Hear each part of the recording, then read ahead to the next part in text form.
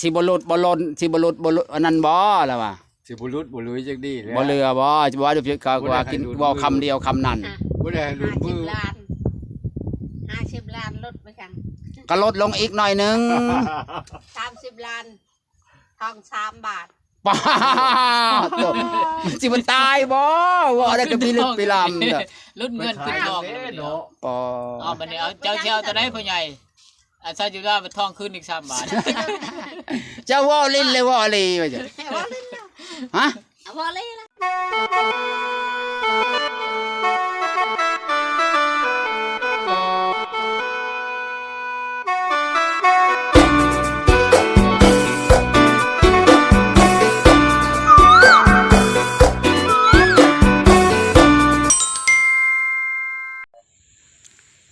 กับสบายดีหรือว่าสวัสดี FC หมดสู่มองสู่บอลเด้อ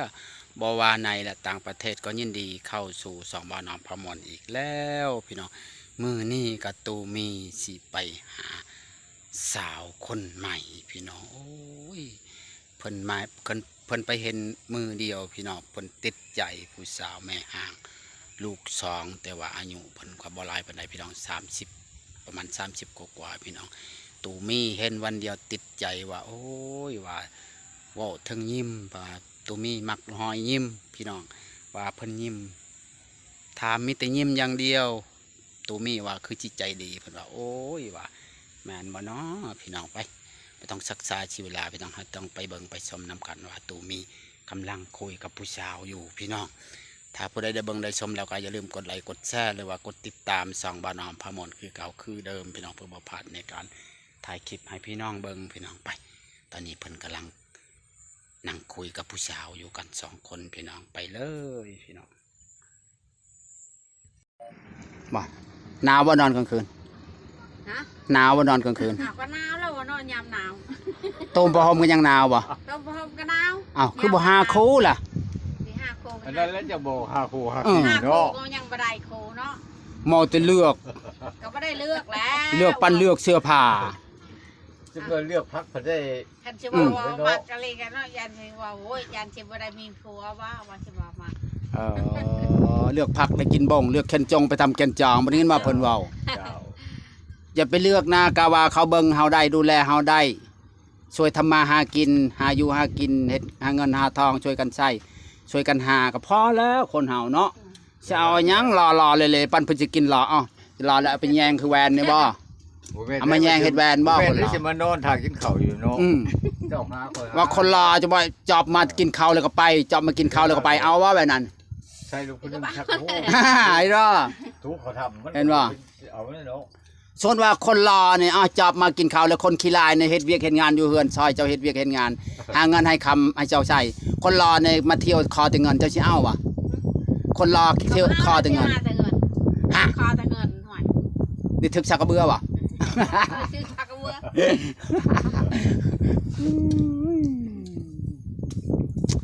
จานนี่คืออ้วนขึ้นว่ะเป็นยังไงพอขึ้นบ่เอ็นเวียกเฮ็ดงานได้เงินได้ทองแล้วเอ็นมาที่ใช่เอ็นไปจังขึ้นเจ้าไปยกไปจังเอ็นฮะก็หาคนหาเงินหาทองว่าหาแต่คนรอหาแต่คอแต่เงินก็ตายแล้วบ่เพราะไงนี่ใช้แต่เงินบาทได้ทองพร้อมได้พังแล้วบ่แล้วใช้เงินได้ทันทีมันครบจะบ่ขึ้นจักได้บ่คนมีเงินบาทครบวงจรเราอยู่ไหนเอาก็ยังว่าเอาอยู่แล้วใช้แต่เงินใบแดงได้นี่เบิ่งว่ากระเป๋าละแดงกระเป๋าเบ่งใส่มีแต่เงินบาทคนใดเห็นว่าแบบนี้นะอย่าไปประมาทละใดเห็นว่าเงียบๆบัดนี้คนเงียบมันมีเงินได้เนาะใช่มีก็บ่หลายเนาะมีแต่ใบแดงใบแดงบ่หลายก็มีเด้ก็บ่ได้ผิดบ่มีใบแดงแทงหัวใจเจ้ายันอยู่เด้อเงินแล้วห้วยผู้ชายก็จะเอาแพงได้บ่เจริญเองบ่ซั่นแล้วอ้าวก็ว่าแต่งเมียแน่ว่าเราบ่มีเงินใครเด้เนาะก็เอาไว้เฮ็ดนั่นเฮ็ดนี้เนาะเอาไว้เขาได้เงินก็เงินแล้วห้วยจะเอาแพงได้มีแล้วชายลูกชายเราหาเงินอยู่เนาะแม่ลูกชายเราหาเงินอยู่กรุงเทพฯส่งให้พ่อใช้นั่นก็เงินเราหลายอยู่โอ้ยก็ซ้ำ50 ล้านน่ะเรายิ้มบาทเดียวแล้ว บ่ คันมัน 50ล้านนี่มีหยังแน่ย้อนสิทำ คันมันมีได้เฉย สิทำมาเลยนะ50ล้านมีหยังแน่งัว คันมันมีระบบต่อ มีบ่งัว มีงัวมีเมา แล้วเอาแต่เงินเฉย เงินก็เอา ๆเอาแต่เงินเฉยๆบ่ นี่น่ะก็งัวหั่น แนวอื่นได้จะบ่มีหยังมีแต่งัวกับเงินไปช่างนายสิ แต่ เอา จะว่าทองบ่ยันเลย โอ้ดอกทองกับแพงกับโพธิภาวะทองเงิน50ล้าน เรื่ กับ องนึงเท่าไหร่เท่านี่ สลึงหนึงอันนี้เดือนบาทหนึงก็7เป็นหมื่น ได้ เนาะ แต่ทองเลยเนาะ คำขึ้นเลยเนาะเมื่อวานนี้ก็เห็นขึ้นอีกแล้วขึ้นตลอดคำนี่บ่ได้ลงเลย ตายบ่ได้เมียหนึง คิดเป็นหมื่นเท่าไหร่ เขาว่าหามันขึ้นวันนี้ก็เห็นมันข้อความมาคำขึ้นอีกแล้วพี่เดิมเลย เงินบาทไปขึ้นแล้วเงินบาทขึ้นมัน ขึ้นเลยป้าตายบ่ได้เมียหนึงจำเฮานี่ เงินบาทก็ขึ้นเลย นอกไปไหน เจ็ด ค่อยชื่อบ่ได้เนาะบ่เฒ่ามันก็ได้นำปากเนาะ ปากไปได้จังใดบ่มีเงินแต่งเขาบ่มีเงินแต่งให้ได้จังใดนำปาก ปากบ่เว้าเด้อดูสิได้ค่อยสิลงปากได้ก็ไฟน้ำนั่นน่ะไว้ก็ไฟก็ว่าเนาะ เขาตกคารมบ่ ตกคาลมเอาก็ไฟ พ่อใหญ่สิลมเกงอยู่แล้วพ่อใหญ่ บ่ได้ลมหรอก พ่อใหญ่ เก่งอ่ะพวกนั้นแล้วสิได้ก่อนเนาะ พ่อใหญ่ลองต่อคอลองคอลองตองคอลองอันละตองมายังวะโอ้ยต่อลองนะพ่อใหญ่ว่ากลับไปกลับมาต่อลองเบิ่งดูพ่อใหญ่ลองต่อลองเบิ่งดูค่าจินสอดคือบ่พิลึกแท้ยามหนาวลองต่ออยู่ลองเว้าอยู่เขาสิว่าจังได เห็นใจกันในตี เห็นใจในติปานนี้แหละเนาะ แต่เงินบ่บอก ก็สิบุรุษบุรุษจักดีแหล้วเนาะ แม่น กินข้าวคำเดียวมันก็บ่อิ่มนะเสีย อ้อ ก็บ่ได้กินคำเดียวแล้วก็หลายคำกินวะ สิบ่หลุดบ่หล่นสิบ่หลุดบ่หลุดอันนั้นบ่ล่ะว่า สิบุรุษบุรุษจักดีแหล้ว บ่เรือบ่จะบ่เดี๋ยวเขาว่ากินบ่คำเดียวคำนั้น บ่ได้ให้หลุดมือ 50 ล้าน50 ล้านลดไปจัง ก็ลดลงอีกหน่อยหนึง 30 ล้านทอง3 บาท ป้าดโตสิมันตายบ่ว่าได้ก็พิลึกพิลำเด้อ รุ่นเงินขึ้นทอง เนาะ ปอ เอาบัดนี้เอาเจ้าเที่ยวตัวไหนพ่อใหญ่อาซาจุฬาไปทองขึ้นอีก3 บาท เจ้าว่าลิ้นเลยว่าลีว่าจ้ะ ว่าเล่นแล้ว ฮะ ว่าเล่นแล้ว โอ้ยลีเลยขึ้นอีก3 บาท มีปัญญาว่าทอง3 บาท แต่บาทหนึงยังบ่มี ก็ยังบ่มีเนาะ เอาลดเงินกับแพงทองกันลดทองหันกับลายหัวลายควาย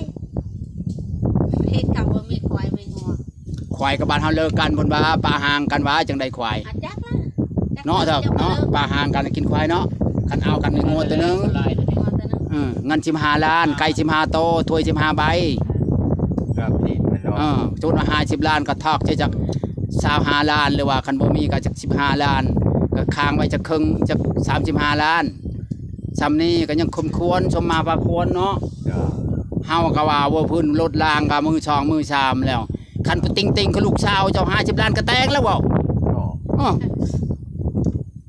แม่นว่ะ คันว่ารถก็มือสองมือสามเลยเนาะ 50 ล้านกับชา50เนาะชาตัดเอาเนี่ยกะ20 ล้าน อ่ะ กันป้าห้างสร้างกันกับ50 ล้านเต็มทองเป็น คันป่าหันแม่น ควายได้ เฮาบ่เที่ยงตัวนั้นน่ะสมมุติเอากันตะบิดนี่นะ เอากันตะเบ็ดนี่ก็20 ล้าน 20ล้าน 20 ล้าน ไปทอกให้ก่อนแต่งสมมุติเฮาเอาเนี่ยทอกให้15ล่ะ ทองหันกับช่องฉลึง ยังพอพังนะเมื่อกี้3 บาทขายหน้าช่องทองยังบ่พอ โอ้ยไป โค ขาย ตร หน้า โคตร แล้วสิกินหยังเนาะ เนี่ยเอาเจ้ามากินยังสมมุติว่าเอาหั่น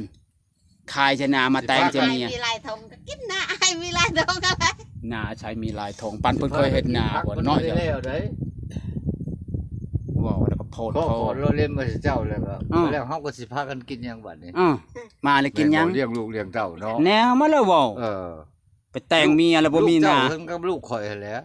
หักเจ้าต้องหักลูกว่าพ่อใหญ่ ก็แนวนั้นแหละ บ่ เอ้อ คนมีลูกสาวสมมุติเอาเขาในแพงบ่ลูกเขา โอ้ก็แพงหั่นแหละ เนาะ เออ นะ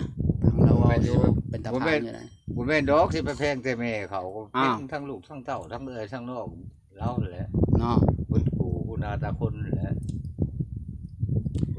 เอาแบบตรงๆเลยเอาแบบตรงๆเลยค่ะชิ้นจอดสมดคอได้ ทั้งเพียง สมดคอเอาแบบเอาเกินด้วย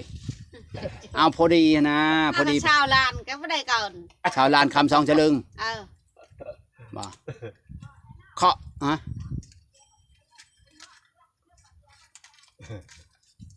บ่สมมติว่าเอาในชิชูเลยชิเมื่อเหือน โชว์ก็ยังไม่อยาก อ้าวชูไปชูหยังหาเว้าถามก่อน ได้ ตัดสินใจแบบใดสมมุติว่าคันเขาเอาหั่นน่ะเฮาเว้าเปรียบซื่อๆเฮาถามซื่อมันสิเอา สู้ สู้ แล้วให้สู้แล้ว โอ้สมมุติว่าเอาเนี่ยต้องชูเด้อพ่อใหญ่จะชูได้บ่สมมุติว่าคันใดอันน่ะชูได้บ่ ดูพี่ ชูได้บ่ผู้ชาวว่าคันเอาเนี่ยให้ชูนะเอาชูได้บ่ ได้ นี่ได้ปลาใกล้ๆอยู่น้อง นี่ได้ปูปลานาน้ำ ครั โอ้ บกันเต็มร้อย ฮะ มาหาปลา แต่ว่าหาปลาให้เจ้าไปตลาดสบายเลยเนี่ย เรามาหาปลาซ้ำเจ้าจะไปขายตลาดไปขายให้เฮาเด้อเฮาบ่มีของกินเด้อ ใครอยากขายเหรอ